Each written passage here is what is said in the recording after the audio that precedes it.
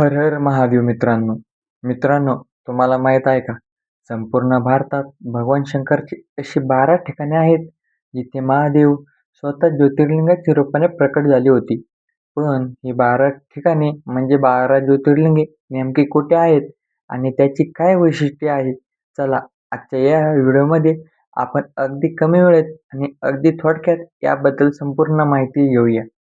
पौराणिक कथेनुसार जे लोक दररोज सकाळी या 12 ज्योतिर्लिंगाची नावे स्मरण करतात, त्यांच्या 7 जन्माची पापे नष्ट होतात.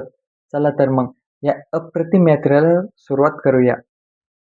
सोमनाथ हे ज्योतिर्लिंग गुजरातमध्ये आहे. हे हिंदू धर्मातील पहिलं ज्योतिर्लिंग मानलं जातं, जे समुद्र काठावर सौराष्ट्रामध्ये वसलेले आहे.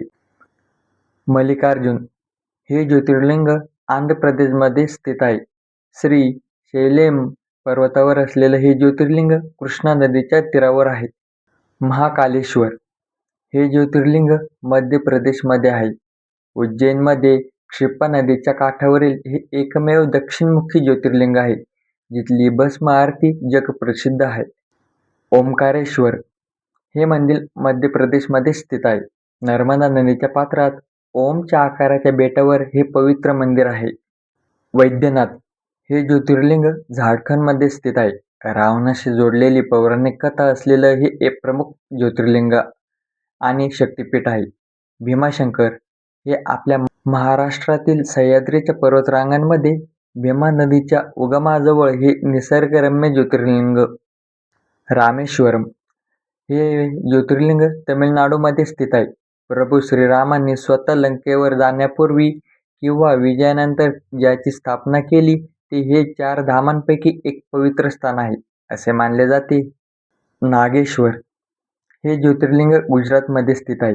द्वारका क्षेत्राजवळ असलेलं हे महादेवाचं अतिशय जागृत देवस्थान आहे. काशी विश्वनाथ हे ज्योतिर्लिंग उत्तर प्रदेशमध्ये स्थित आहे. पवित्र गंगा नदीच्या काठावर असलेल्या काशी नगरीतील हे विश्वप्रसिद्ध ज्योतिर्लिंग. त्र्यंबकेश्वर हे ज्योतिर्लिंग महाराष्ट्रामध्ये स्थित आहे. महाराष्ट्रातील नाशिकजवळ ब्रह्मगिरी पर्वतावर असलेलं हे ठिकाण गोदावरी नदीचं उगमस्थान आहे, जिथे ब्रह्मा, विष्णू आणि महेश तिन्ही देवांचे रूप मानले जाते.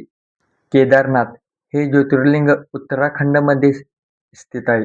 हिमालयाच्या कुशीत बर्फाच्छादित पर्वतावर असलेलं हे अतिशय कठीण व पवित्र तीर्थक्षेत्र आहे.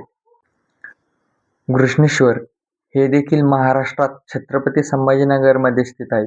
महाराष्ट्रातील छत्रपती संभाजीनगरमधील वेरूळ म्हणजे एलोरा लेण्यांजवळ असलेलं हे 12वे आणि अंतिम ज्योतिर्लिंग आहे.